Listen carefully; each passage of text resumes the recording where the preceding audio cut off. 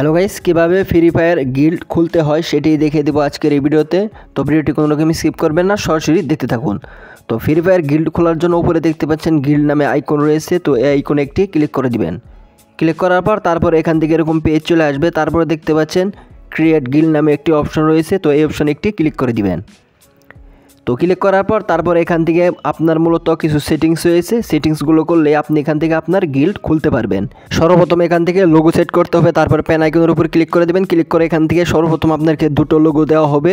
তো এই দুটোর মধ্যে আপনার যেটা ভালো লাগে এখান থেকে সেটাই সেট করবেন।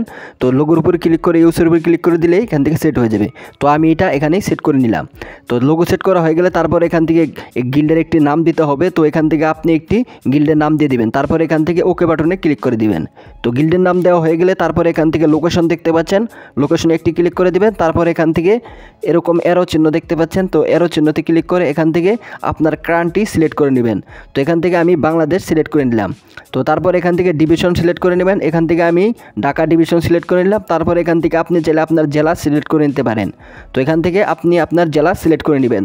তো আমি এখান থেকে আমার টাঙ্গাইল জেলা সিলেক্ট করে নিলাম। তারপর এখান থেকে কনফার্ম বাটন দেখতে পাচ্ছেন। এই কনফার্ম বাটনে ক্লিক করে দিলে এখান থেকে আপনার মূলত কাজ শেষ হয়ে যাবে। তো এখান থেকে দেখতে পাচ্ছেন ওকে হয়ে গেল। তারপর এখান থেকে আরও কিছু সেটিং করতে হবে। দেখতে পাচ্ছেন অটো অ্যাপ প্রোবেল নামে একটি অপশন রয়েছে। তো ওইখান থেকে অফ এবং অন দেওয়া রয়েছে। তো আমি বলবো সর্বপ্রথম আপনি এটা অন দিয়ে রাখবেন। যেহেতু গিল্ডটা নতুন তাহলে আপনার মেম্বার অ্যাড হতে পারবে। আপনি যদি অফ রাখেন তাহলে আপনার অনুমতি ছাড়া এখানে কোনো মেম্বার অ্যাড হতে পারবে না। তারপর এখান থেকে নেবেল নামে অপশন রয়েছে। তো এই নোবেল অপশনে ক্লিক করে দিয়ে এখান থেকে 30 নেবেল করে দিবেন। আপনার গিল্ডে 30 নেবেলের নিচে কোনো প্লেয়ার ঢুকতে পারবে না। তো তারপর এখান থেকে দেখতে পাচ্ছেন বিআর র্যাঙ্ক এবং সিএস র্যাঙ্ক দেওয়া রয়েছে। তো এইগুলো এখান থেকে আপনি ডায়মন্ড 1 দিয়ে সেট করে রাখবেন। তাহলে এখান থেকে যেহেতু নতুন গিল্ড, আপনার গিল্ডের ডায়মন্ডের প্লেয়ার কিন্তু এখানে ঢুকতে পারবে।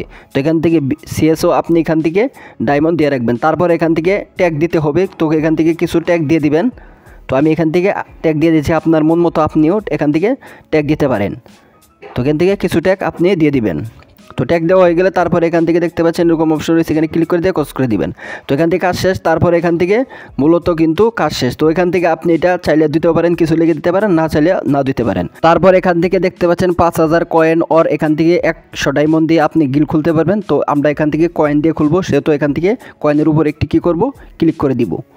তো কয়েনের উপর ক্লিক করার সাথে সাথে এখান থেকে আমাদের গিল্ড কিন্তু খোলা হয়ে গেছে। তো আপনি এইভাবে অল্প সময়ে গিল্ড খুলে নিতে পারবেন। তো এখান থেকে আপনি আপনার মেম্বার অ্যাড করবেন। এখান থেকে আপনি নতুন নতুন মেম্বার অ্যাড করতে পারবেন। তো এখানে ক্লিক করে দিয়ে এখান থেকে আপনি আপনাদের মেম্বারদেরকে ইনভাইট করতে পারবেন। ইনভাইট করে আপনার গিল্ডে নিয়ে আসতে পারবেন।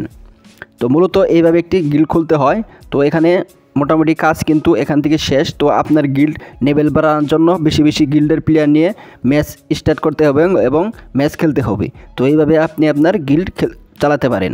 তো তারপর এখান থেকে দেখতে পাচ্ছেন গিল্ডে কোনো মেম্বার অ্যাড নেই। তো এখান থেকে আপনি নতুন মেম্বার অ্যাড করে নেবেন। তো এই ছিল প্রসেস। ভিডিও ভালো লাগবে চ্যানেল নতুন চ্যানেল করে দেবেন।